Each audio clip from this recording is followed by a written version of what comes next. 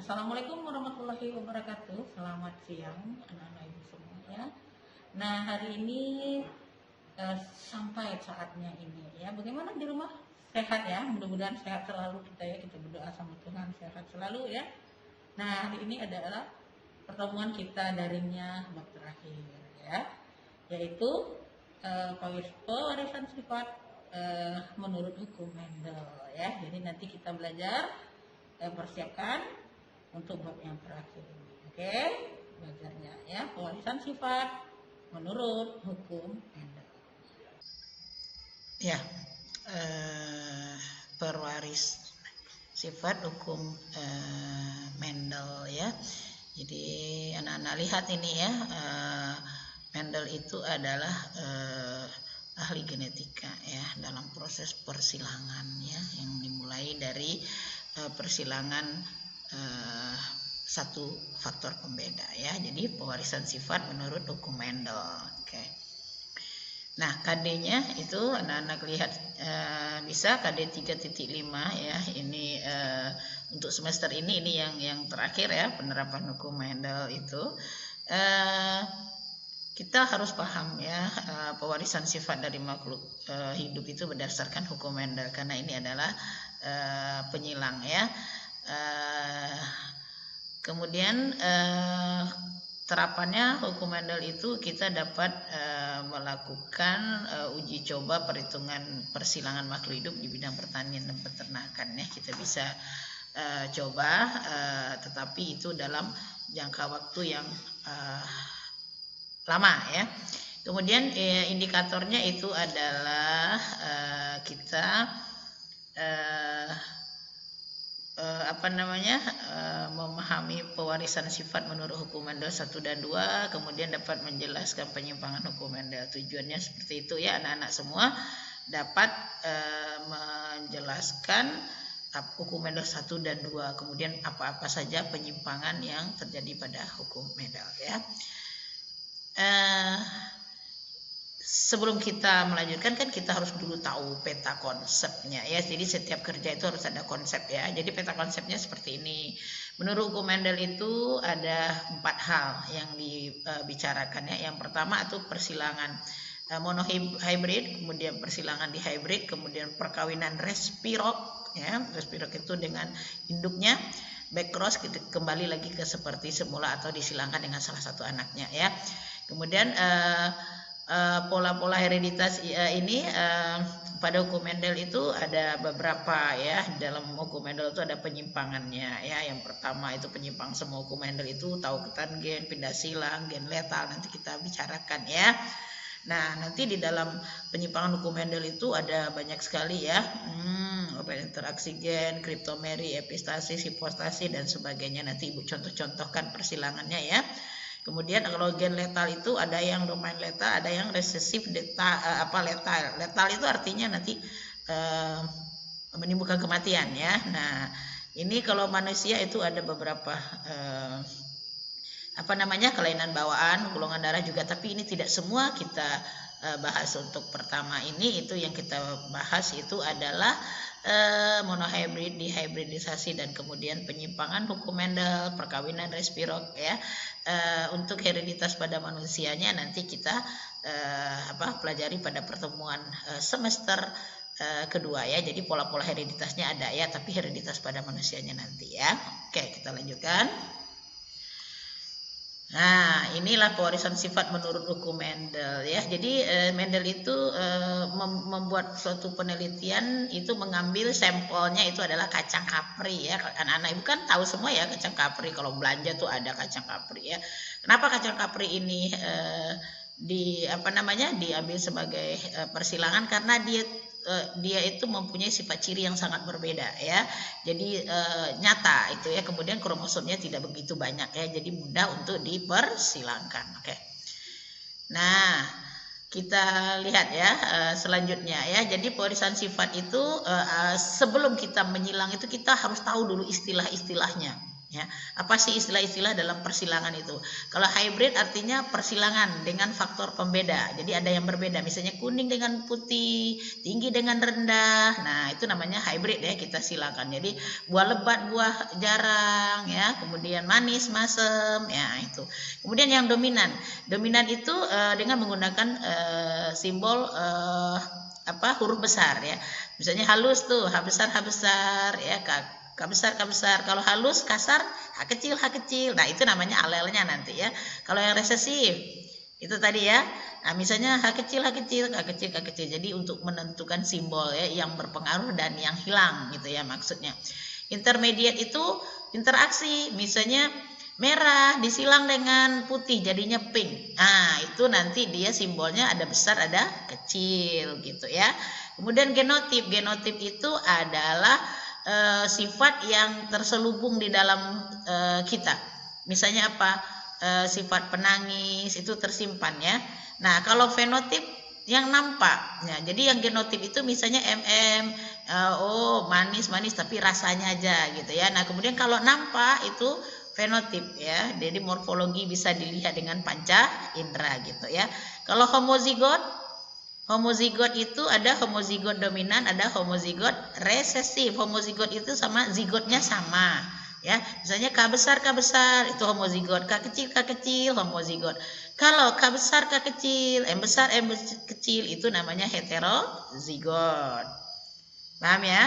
Nah, kalau alel itu gennya, ada kromosom yang homolog. Misalnya B besar, alelnya B kecil gitu ya anak-anak ya. Nah, agar paham dulu simbol-simbol dalam pewarisan sifat ya.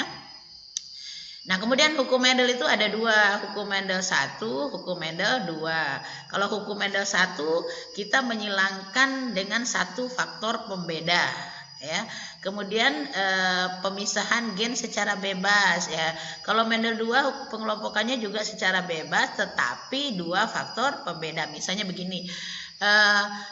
Jambu merah disilang dengan jambu putih, itu artinya satu faktor pembeda. Apa pembedanya? Warna ya. Kalau misalnya yang dihybridisasi, jambu merah buah lebat disilang dengan jambu putih buah jarang, artinya dua faktor pembedanya ya. Nah, itu namanya hukum Mendel 2. Kita lanjutkan ya, kita lihat dalam bentuk persilangan. Nah, ini ya persilangan contoh dari Mendel itu kacang kapri. Tinggi disilang dengan pendek. Akhirnya anaknya ketemu 3 tinggi, 1 pendek. T besar itu tinggi, T besar T kecil tinggi, T besar T kecil tinggi, T kecil pendek. Gitu ya. Nah, misalnya bunga itu ya merah disilang dengan putih. Akhirnya kalau genotipnya tetap 3 berbanding 1 ya. Jadi contohnya Mirabilis jalapa misalnya ya, bunga pukul 4 ya. Nah, merah disilang dengan putih hasilnya merah jambu disilang dengan merah jambu akhirnya menghasilkan merah jambu dan putih. Oke ya, jadi kalau di dalam Mendel merah jambu itu dimasukkan ke merah. Jadi kalau genotipnya 1:1:2:1, tapi kalau misalnya dilarikan ke fenotipnya merah jambu dimasukkan ke merah, jadinya 2 tambah 1 jadi 3. Oke ya, kita lanjutkan ya. Nah, ini yang dihybridisasi artinya 2 faktor pembeda. Apa tuh contohnya? Biji kuning, biji hijau, biji bulat, biji keriput ya. Jadi itu double, Y besar R besar disilang dengan Y kecil dan R kecil. Nah, hasilnya biji kuning bulat ya kan. Nah, interaksi jadinya. Nah, nanti dipersilangkan kalau untuk F1 ini, untuk F2 turunan F2 biasanya kalau turunan terbanyak kalian misalnya neneknya putih kakeknya hitam, nanti biasanya di kalian itu turun. Kalau di mamanya cuman dark brown gitu misalnya ya, tapi di anaknya turun, di cucunya turun karena kita melihat persilangan itu P itu parental induk, kemudian gametnya dipisah, yang disilang itu gamet anak-anak ya. Nah, ini kan agak kerepotannya kalau kita daring ya, tapi anak-anak pahami dari istilah-istilah tadi ya. Nah, gametnya diambil satu-satu. Kalau gamet yang sama diambil satu saja begitu ya. Nah, ini kan gametnya sama diambil satu saja. Kemudian F1-nya, kemudian untuk mencari F2, F2 itu apa? Turunan kedua. Jadi disilang F1 kali F1 kalau F2 ya. Nah, kita dapati gametnya seperti itu ya.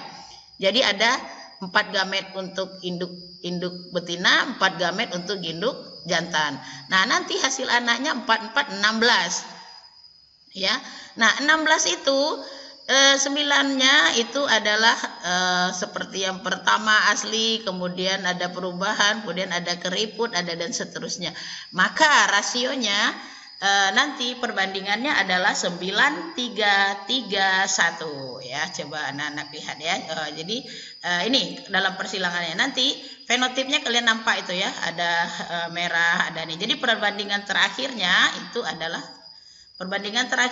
adalah 9 banding 3 banding 1 ya. Kalau tadi berapa anak-anak?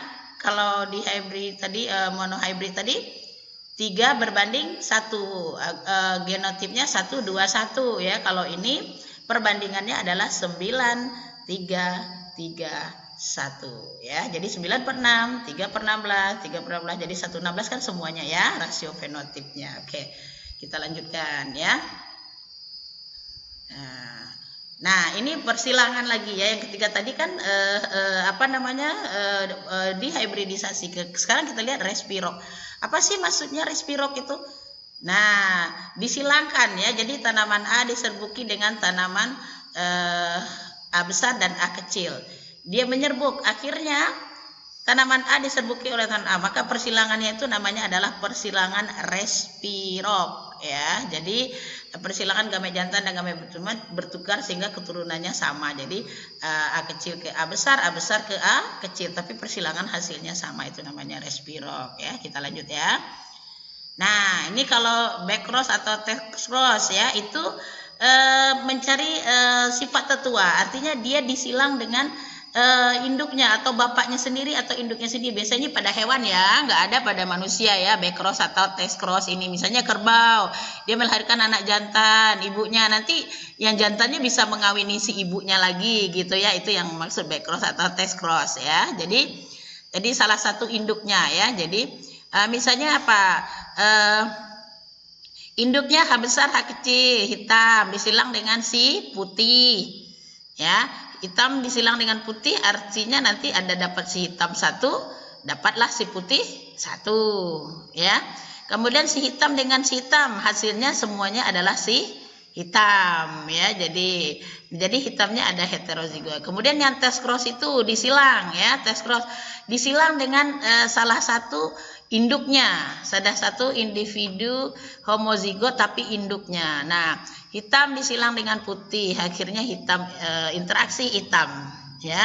Nah, nanti hitam interaksi disilang dengan salah satu induknya. Misalnya induknya putih, ini bisa berlaku sama kerbau, sapi, hewan gitu, atau pada tumbuhan, tapi tidak berlaku sama kita ya. Nggak ada kita dikawinkan dengan salah satu induknya atau dikawinkan lagi dengan bapaknya yang perempuan atau ibunya dikawin dengan apa yang jantannya, nggak ada ya. Jadi ini hanya berlaku untuk hewan dan tumbuh-tumbuhan ya. Jadi hitam putih kemudian disilang dengan induknya yang resesif putih. Akhirnya apa? Akhirnya anaknya menghasilkan separuh hitam, separuh putih ya. Yang satu hitamnya heterozigot, yang satu homozigot. Itu yang namanya test cross apabila disilang dengan induk resesif atau induk dominannya ya.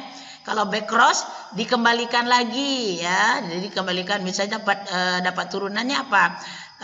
Misalnya H besar H kecil turunannya. Nah, disilang lagi dengan interaksinya, itu namanya backcross ya, induk interaksinya ya. Oke. Nah, kita lanjutkan. Alel, apa pula maksudnya alel? Alel itu adalah gen yang terletak pada lokus yang sama yang bekerja sama secara berlawanan. Misalnya apa? Gen B atau gen A besar, alelnya A kecil, atau B besar, alelnya B kecil. Itu yang dimaksud dengan alel ya. Jadi kalau misalnya darah kita ya, waktu kita kelas 11 itu belajar darah. Darah kita tuh ada alel ganda, misalnya golongan darah A. Ya, alelnya apa? IA, IO, ya, IB, IA, IA. Itu namanya alelnya ya. Jadi 2 alel ya, artinya alel ganda ya. Nah, kita lihat dalam marmut ini ya. Ini marmut ini alel ganda dia ya. Jadi ada yang marmut hitam, abu-abu, putih, kupingnya putih beneran ya. Itu alelnya alel ganda. Genotipnya itu alelnya alel ganda ya. Kita lihat ya, kita lanjutkan. Nah ini alel ganda tadi ya, ada kelinci Himalaya, ada kelinci kelabu, ada sinsila, ada albino ya, ada 4 aler bulu ya. Ya, jadi pada lokus yang sama ya. Warna bulu kelinci itu W besar ya, alelnya itu pasti resesif ya, W kecil. Jadi W besar, WK, WH. Nah, W itu apa? Fenotipnya yang kelabu ya, W besar. Kemudian WK kecil kelabu muda. Nah, itu ada kelabu muda ya. Kemudian WH kecil itu Himalaya. Nah, jadi yang hitam kepalanya ya. Kemudian yang gen W kecil saja artinya albino. Nah, nanti kalau disilangkan, nah kita harus ngikuti aturan gen W, WK kecil, WH ya. Misalnya contohnya apa tuh? Yang kelabu normal. Nah, jadi gennya kelabu normal itu W besar, W besar, W besar K kecil. Nah, itu sudah ada ketentuannya. Kelabu dominan terhadap 3 warna lainnya. Nah, kemudian sinsila dominan terhadap Himalaya dan albino ya. Jadi Himalaya dan albino dia lebih dominan. Nah, kemudian albino adalah gen yang paling resesif, itu adanya W kecil, W kecil.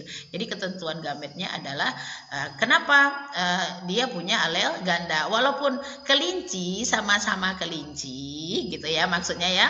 Jadi kelinci Himalaya tidak sama dengan kelinci albino walaupun nama latinnya sama-sama kelinci nanti ya, nama latinnya satu kelinci. Ya. Nah, paham ya kira-kira? Bukan nama latinnya kelinci, Bu. Bukan, maksud Ibu sama-sama satu kelinci ya. Jangan bukan kelinci berkuping ini, bukan berkuping putih, tidak. Satu namanya, tapi gennya berbeda-beda ya. Paham kira-kira?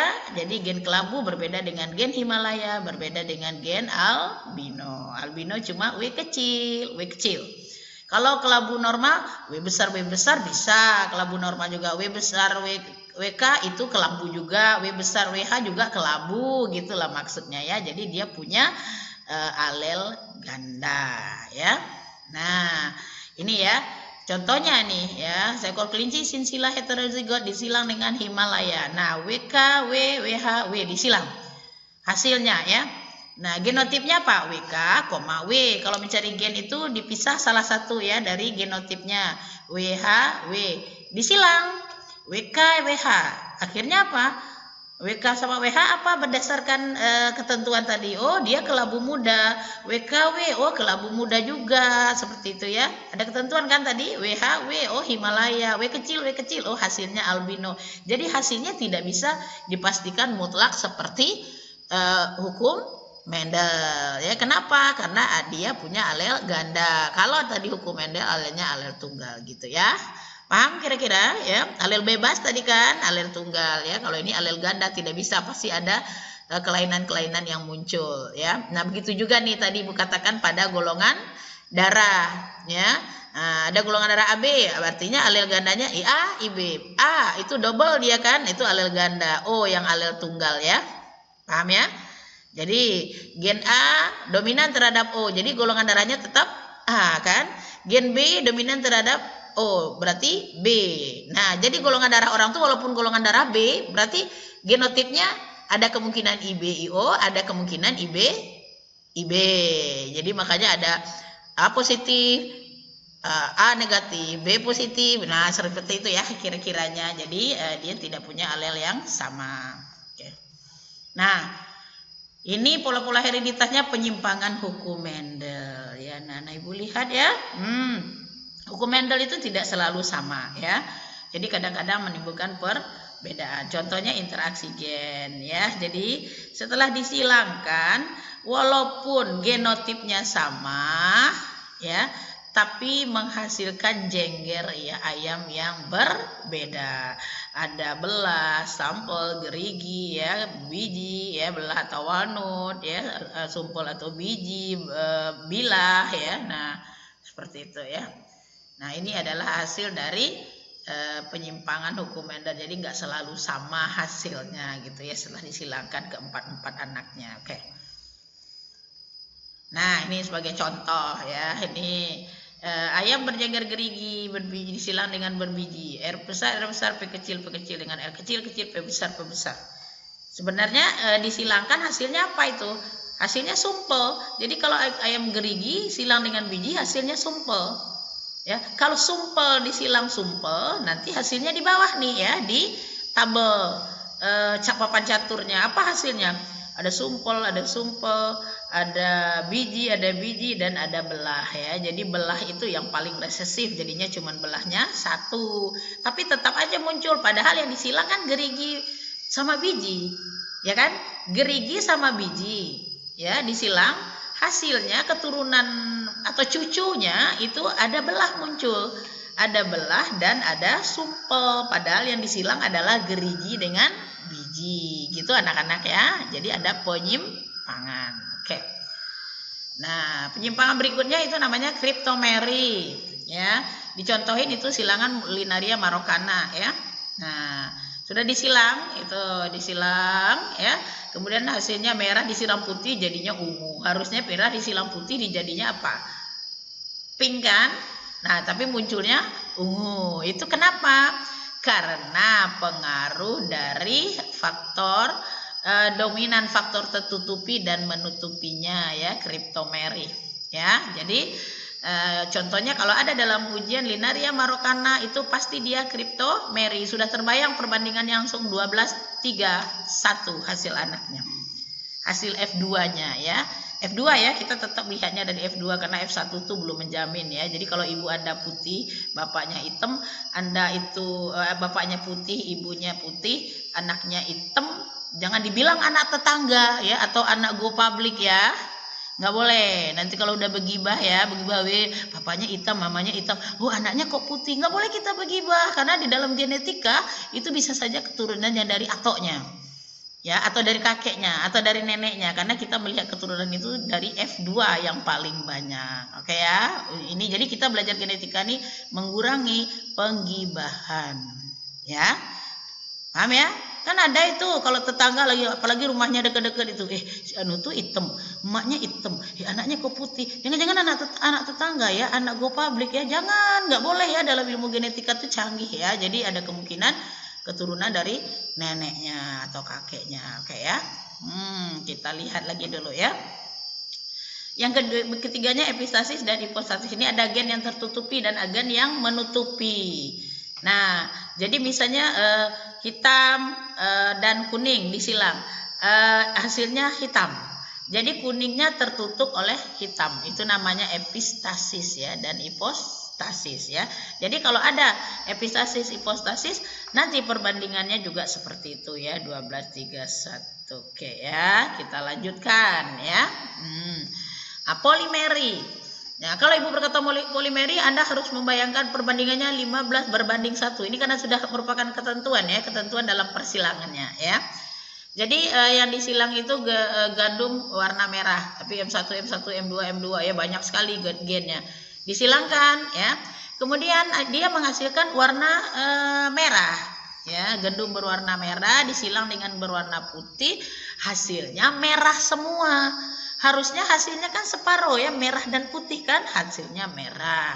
Nah, kemudian dicari lagi gametnya semua ya. Sesudah dapat gametnya, kemudian dicari F2-nya sehingga ketemulah tadi merah disilang putih, ketemunya merahnya 15 ya, putihnya cuma 1. Jadi menyimpang enggak dari hukum Mendel? Menyimpang enggak anak-anak? Menyimpang enggak kira-kira? Nyimpang. Tadi 9:3:1. Sekarang menjadi 15:1. Karena apa? Karena ada sifat gendum itu yang mempunyai sifat ganda ya, jadi tidak berdiri sendiri, punya sifat yang berbeda-beda. Jadi merahnya tuh berbeda-beda, paham ya? Nah, itu namanya hukum Mendel sudah ditantang ya, tapi hukum Mendel tetap aslinya ya, tetapi kalau untuk tertentu dia terjadi penyimpangan. Oke. Nah, penyimpangan berikutnya adalah gen komplementer ya. Misalnya apa tuh ya? Jadi kalau dia bersama-sama dia menimbulkan fenotip alel yang berbeda. Jadi yang lain yang muncul. Misalnya apa nih nak ya? Ibunya bisu tuli, bapaknya bisu tuli, dikawinkan bu, timbullah anaknya normal. Harusnya kan nggak normal. Kalau nggak bisu, kalau nggak tuli, kalau nggak bisu tuli, gitu toh kalau disilangkan. Jadi kalau bisu tuli sama bisu tuli ada peluangnya menurut hukum Mendel bisu tuli dan bisu tuli, tetapi kenyataannya lahirlah anaknya normal. Itu ada kejadiannya ya, maka ada penyimpangan hukum Mendel ya. Jadi penyimpangan hukum Mendel. Jadi kalau hukum Mendel ini terjadi penyimpangan pada gen komplementer, maka ketemu bisu tuli itu, jadi normalnya ketemu 9, bisu tulinya ketemu 7. Jadi tidak ada yang bisu saja, tidak ada yang tuli saja, tapi ada yang normalnya 9, malah lebih banyak normal ya. Ada yang bisu tulinya 7 ya. Itulah yang dikatakan dengan gen komplementer yang saling melengkapi. Muncullah fenotip atau genotip yang di luar perkiraan gitu ya anak-anak ya. Nah, kemudian berikutnya ada gen dominan rangkap ya. Artinya ada gen itu yang double terdapat pada makhluk hidup. Contoh ya, tanaman oval disilang dengan bulat. Nah, harusnya oval, bulat atau setengah bulat, tetapi keluarnya normal. Ya, nah keluarnya normal ya. Jadi disilangkan yang normal disilangkan lagi, apa tuh hasilnya? Maka ketemu hasil perbandingannya kalau gen dominan rangkap itu ketemulah oval berbanding lonjong berbanding bulat ya, ketemu 9 berbanding 6 berbanding 1 gitu ya. Itu semuanya penyimpangan ya dari hukum Mendel. Nah, kemudian gen dominan rangkap ya, gen dominan rangkap bersama-sama dia mempengaruhi salah satu gen dominan. Jadi kalau dia bertemu dia mempengaruhi gen yang dominan. Walaupun dominan dia bertemu ada satu gen itu dia akan mengalahkan. Nah, itu ya terjadi di dalam kehidupan. Misalnya ayam bulu putih dengan ayam berbulu putih disilang ya. Nah, ayam bulu putih sama putih hasilnya putih. Sebenarnya bukan putih murni karena ada interaksi di sana, tapi hasilnya adalah putih ya. Kemudian kalau dia ada I itu kan bawaannya tidak keluar warna. I besar menghalangi keluarnya warna. C gen tidak berwarna. C gen besar. Jadi kalau ada berarti yang tidak berwarnanya itu kalau ada C besar ya, C besar I-nya mengalahkan menghambat inhibitor dia, menghambat warna. Jadi menghalangkan C. Kalau ada I artinya dia berubah menjadi tidak berwarna. I besar tidak berwarna. Kita lihat yang tidak ada I besarnya. CCI, CCI besar, I kecil. Kan ada I besarnya tuh kalah semuanya. Jadinya dia tidak berwarna. Karena ditutupi itu tadi. Ada I besar menghalangi keluarnya warna. Jadi semua yang ada I besar itu dia menghalangi warna. Jadi yang mana yang tidak ada I besar? Ya. Nah, C itu apa? C-nya gen warna ya. Jadi ada C besar, ada C kecil. Jadi kalau dia ada C besar, tidak ada I, artinya dia berwarna putih. Ya, jadi putihnya yang mana di sana fenotip yang berwarna putih? Yang ada I besar ya. Yang tidak ada I besarnya berwarna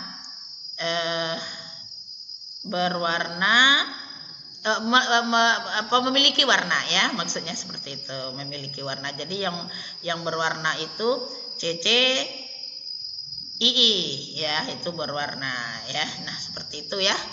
Jadi apa namanya, itu gen dominan rangkap artinya ya, ada yang mengalahkan ya.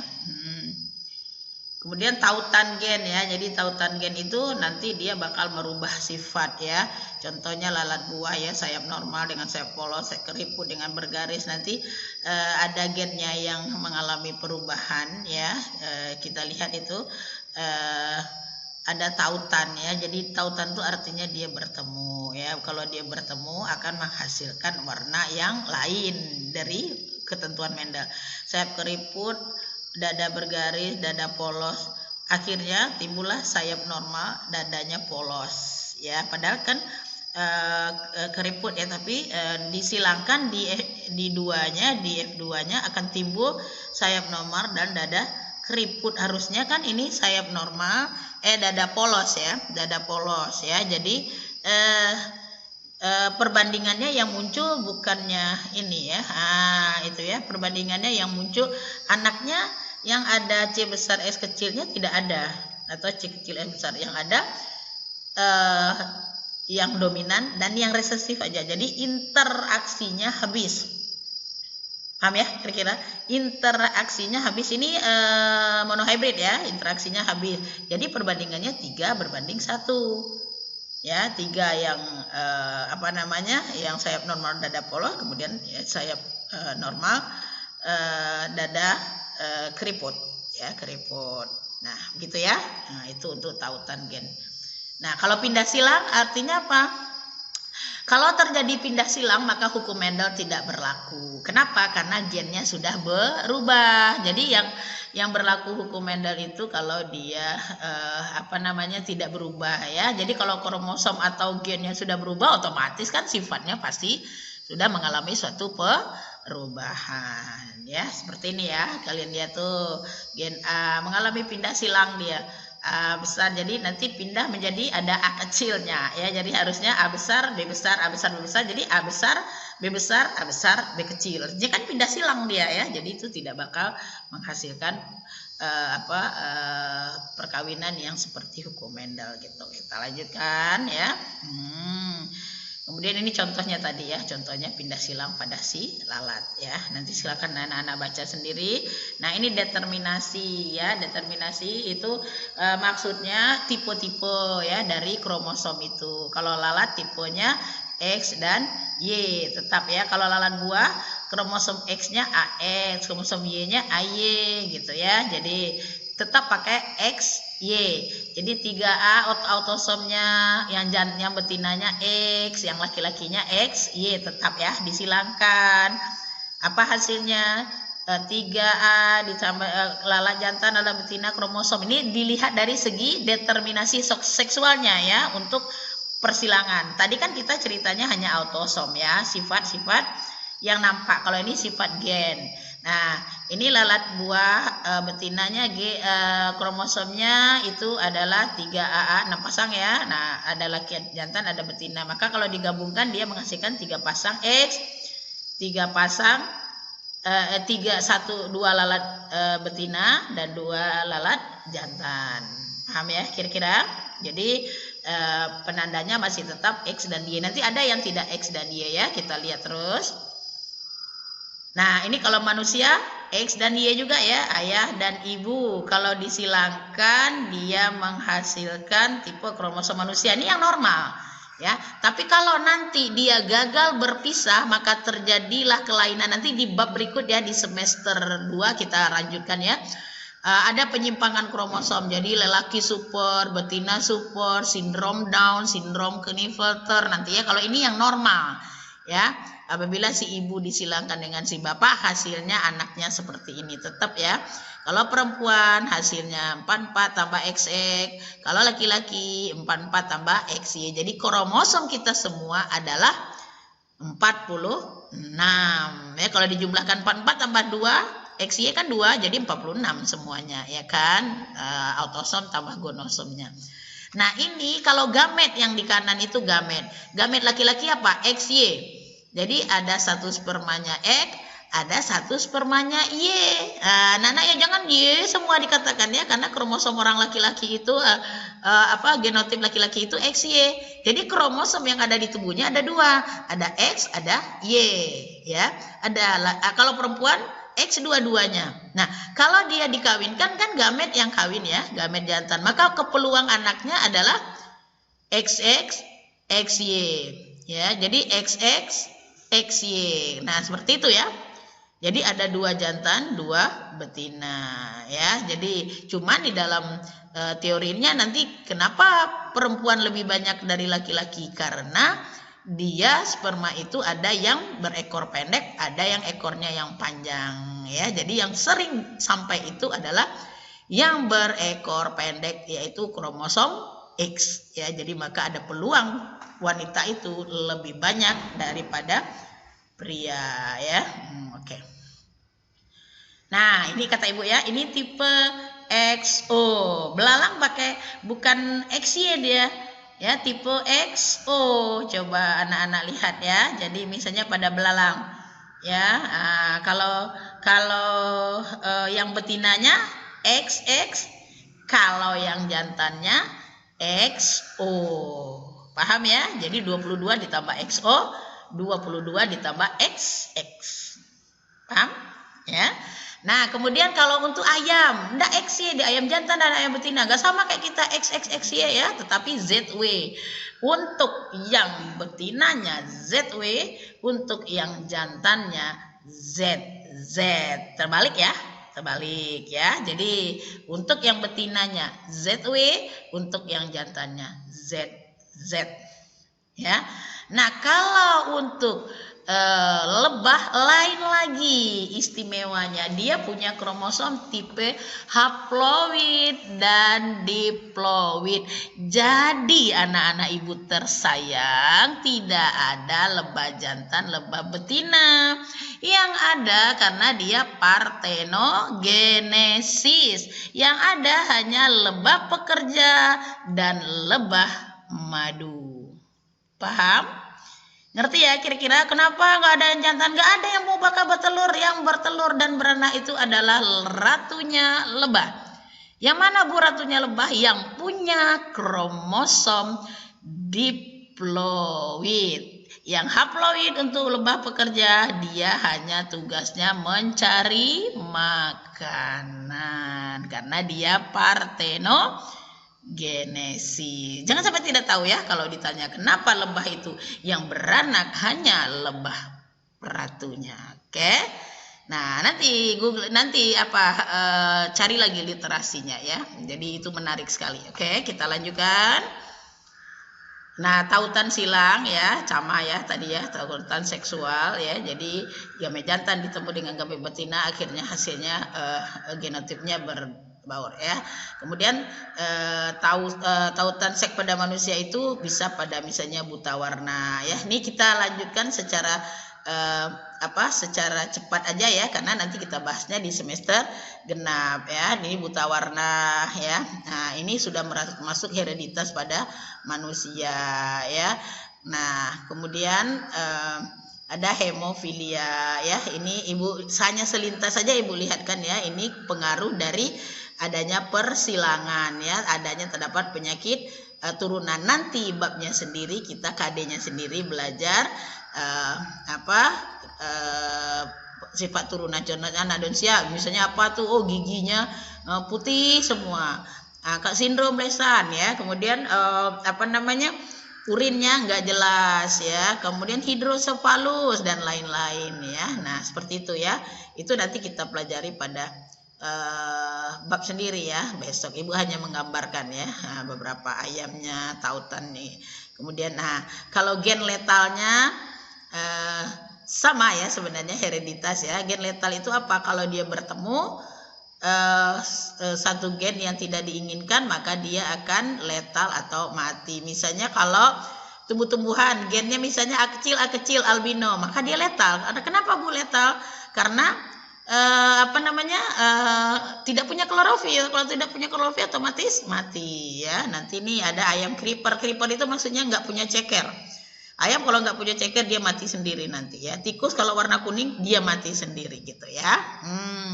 Nah, Huntington disease ya, ini juga menyebabkan kematian kalau ketemu gennya H. Brachydactyly. Brachy itu kata daktili itu daktil jari, gak punya jari ya. Nah, dominan ya. Menurun itu ya, gak punya jari, jadi letal juga. Ya. Kalau ayam misalnya gak punya jari, letal kan? Nah, jadi ada yang letal juga. Albino nih contoh ibu tadi ya.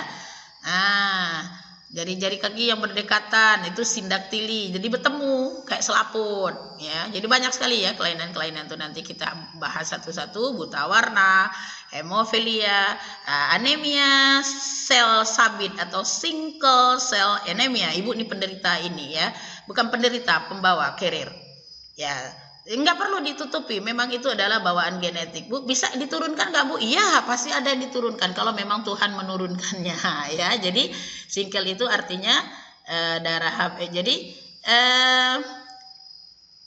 darahnya itu berbentuk seperti bulan sabit ya, gitu anak-anak ya. Nanti baru kita lanjutkan persilangan ya, sistem darah, golongan darah, HbO, rensusnya ya, pada pencernaan sudah kita pelajari ya. Nanti hereditasnya pada manusia itu nanti kita pelajari pada bab sendiri ya, bab sendiri nanti itu namanya hereditas pada manusia. Tadi gambaran singkatnya saja anak-anak ya, bahwasanya gen itu berpengaruh kepada sifat turunan. Oke ya.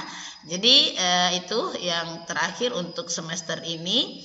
Jadi dipahami, kemudian silakan di-download nggak apa-apa. Jadi bisa berulang-ulang karena ini materinya sangat agak sedikit susah ya, sama dengan metabolisme.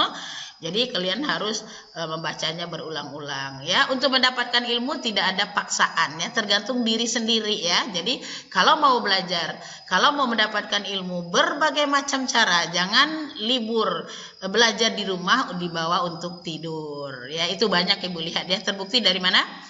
Dari kerja, dari laporan dan seterusnya. Karena satu aja kata kunci kata Ibu ya, karena kita dalam proses tidak ada orang yang bisa mengatur kecuali kita yang mengatur mana yang terbaik untuk diri kita sendiri. Oke, demikian ya, semoga bermanfaat. Kita jumpa lagi nanti di semester genap. Oke.